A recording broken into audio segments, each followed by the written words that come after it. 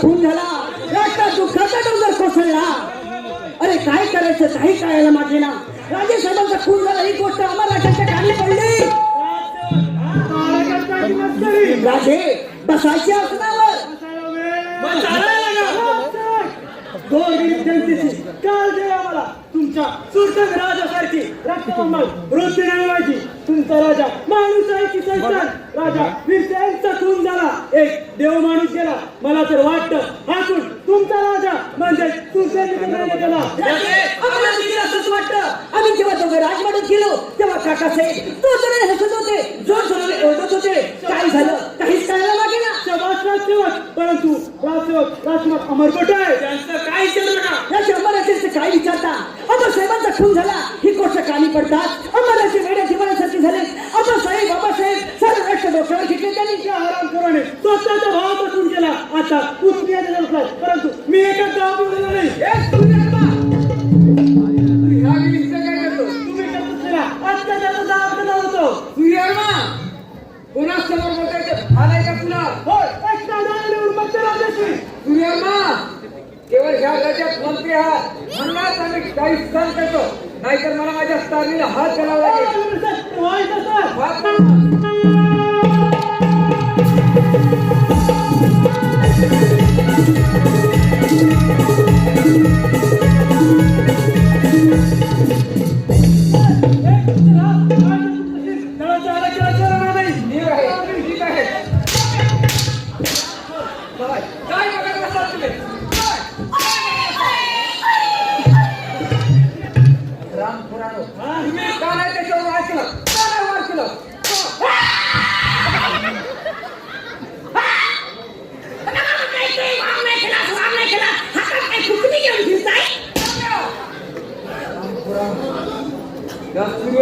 माझ्यावर वार करावा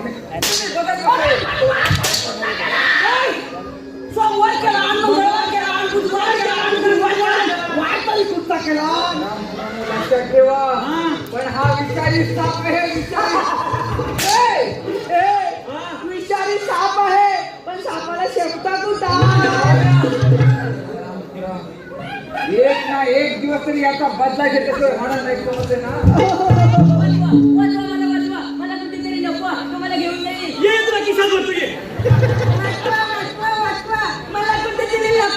तू काय आता लपवायला लहान आहेस? तू कुठलं बाल आहे? तू काय चिन काढाय पॅन्ट काढाय का काय मेमरी काढाय घेतलं कोंबलं किशात? अरे ये कुठं बाजूला खानच्या गावचं पाहुणं शाहीचं खान की दादर मधल्या गटरातली घाण. मुलगी आले काय? मुलगी गावाला ही तर तुला कोंबड्याची शीट उघडून औषधाला खायला भेटायची ना.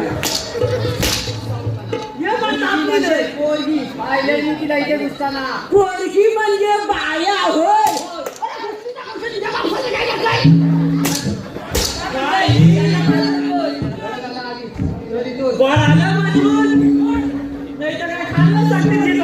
काय करायचं ह्या पोरींवर असं वनवास आलेलं. हा काय पोरे वाईट होता. मी काय काला चांगला खाल्लेल्या पिल्लेल्या घरातला पोलिओचा 4 डोस एक्स्ट्रा घेतलेला माणूस मी. आणि गेली ती गेली कोणाबरोबर गेली? जीवाला रामलेल्या बरोबर गेली. चल आपण बंद करूया.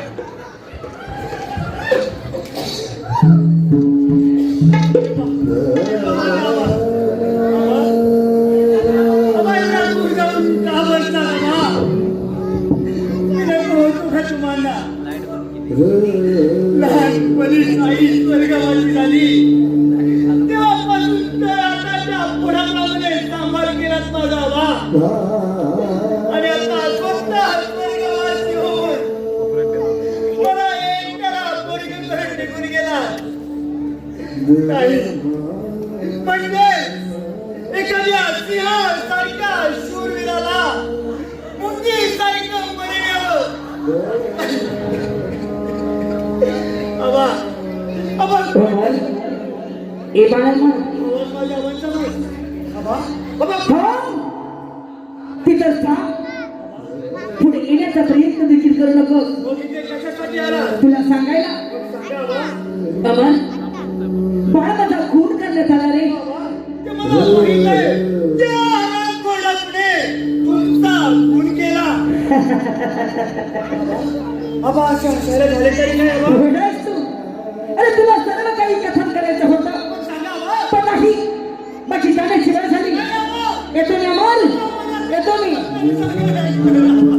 काय झालेलं आहे काय इथं मला रात्री मला झोप नाही. हे पहा तृप्ती वारेकर यांच्याकडून संपूर्ण कार्यक्रमासाठी 201 रुपयाचा पारितोषिक आलेला आहे. त्याचप्रमाणे स्मरणिका प्रितेश भालेकर यांच्याकडून 501 रुपयाचं पारितोषिक आलेलं आहे. तुला माझी म्हणाले, मला झोपताना गाणारे गीत आधी ही रड बंद करा.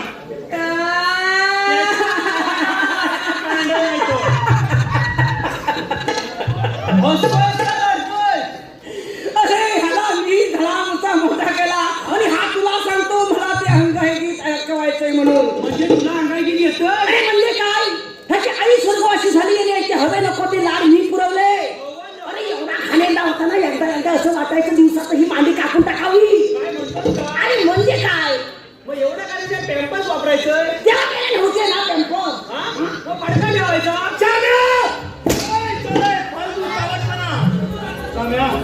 जर त्या रानाला अंगाई गीत येत असेल तर मला आता अंगाई गिरायची इच्छा झाली. काय म्हणता काय काय सांगा अंगाई गीत ऐकायला. जर का तुला अंगाई गीत येत असेल तर मला आता अंगाई गिरायची कोणाचे अंगाई किती लहान मुलांसाठी असतं. तुम्ही मोठे झाला तुमच्यासाठी अंगाई गीत नाही म्हणता येणार. राण्याला सांग मला अंगाई गीत.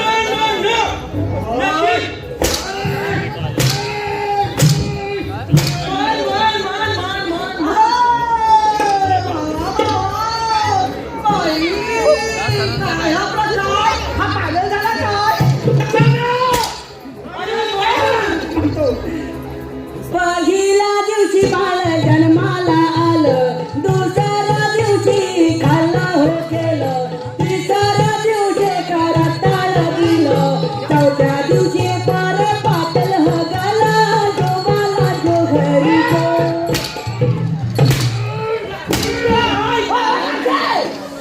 मी काय बोललो. चौथ्या दिवशी बाला जगू लागला, जोगाला जो हरी जो. तुम्ही ते ऐकलं ते होऊ लागला.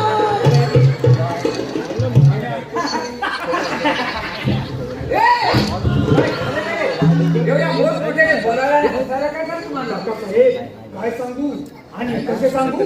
समुद्राला आग लागली, सारी मासे झाडावर चढले. आता किती मजा येणार. डबऱ्या काय आला कुठे गेला होता. साहेबांकडे गेलो होतो. काय मला म्हणायचे त्यावर मला एवढं द्यायचं नव्हतं रे, परंतु जीवाचा सवय असं मला वाटलं नव्हतं. घेऊन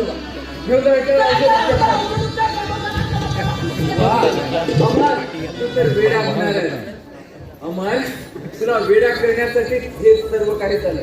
चंदना अगं ये चंदना अगं अमरवर काय परिणाम झाला की काय. काहीच नाही. तुला राजवाड्यामध्ये कशासाठी आले माहित आहे का.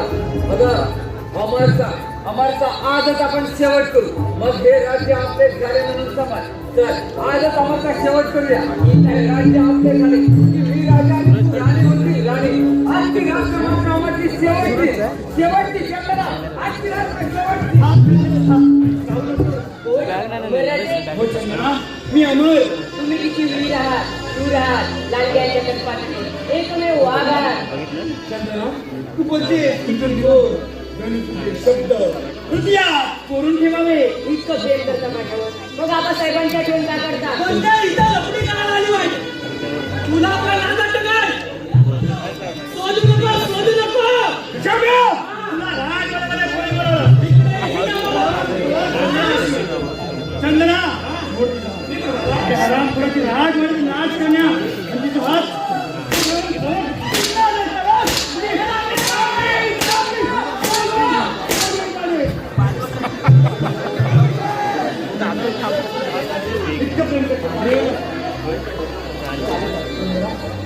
अगं लहान कोणी काही ईश्वरवासी झाली तेव्हापासून आम्हा सर्वांनी मला तळ हाताच्या पुढं फक्त स्वर्गवासी होऊन मला एकट्याला पोरग करून निघून गेले तेव्हापासून या राजवाड्यामध्ये तेव्हा फेरफटका मारण्याची वेळ आली नाही. चंद्रा अशीच आपण राजवाड्यामध्ये जाऊ आणि फेरफटका मारू.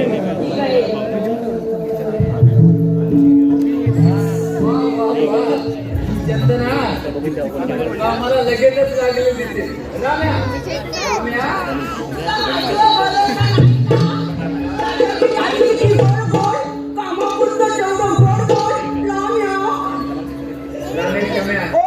तुम्ही एकच काम करा त्या सूर्यआगमाची बरी माझ्या समोर घेऊन कुठे जा?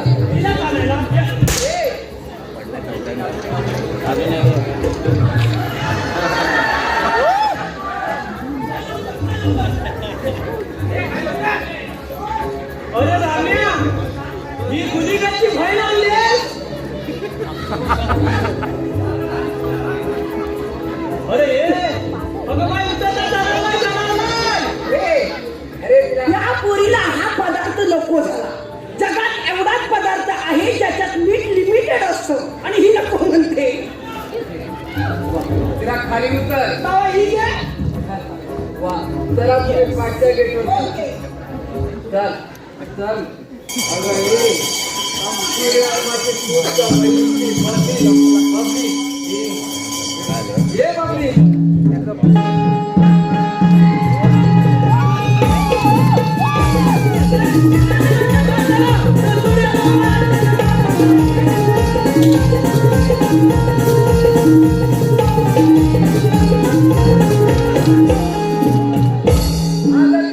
आम्हाला शेवट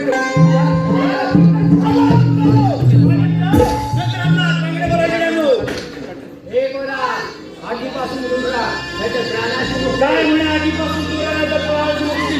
अरे हरामखोराचं नाव मी सांगत आहे. माझ्या नावाचा समोर आहे. माझ्या मार्गातून बाजूला हो. तर कापून तुकडे करून कोल्या कुत्र्याला खायला आले. अरे अरे मग वेळ कशा?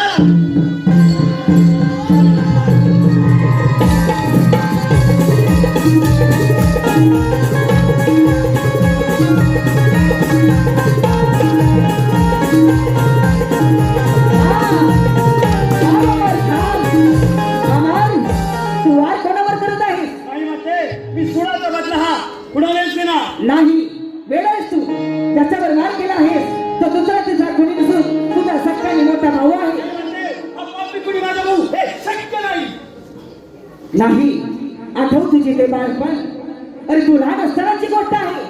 तू लहान असताना तुझी आई स्वर्गवासी झाली तर हाताच्या फोडाप्रमाणे आबासाहेबांनी तुझा सांभाळ केला. हवे नको ते लाड पुरवले. तुमच्या दोघांच्याही गळ्यामध्ये जे मोत्याचे माल आहे हीच तुमची भाऊ म्हणून ओळखण्याची ओळख आहे. अमर कोण दादा? ये दादा ये दादा ये. अमर विजय तुम्ही दोघे सख्खे भाऊ होते. मी तुमचा काका आहे. माफ करा मी माझ्या हाताने माझ्या भावाचा नाही काका. धन्यवाद. अशी केलं हो. धन्यवाद. शांततेने सहकार्य केलं आणि अत्यंत आभारी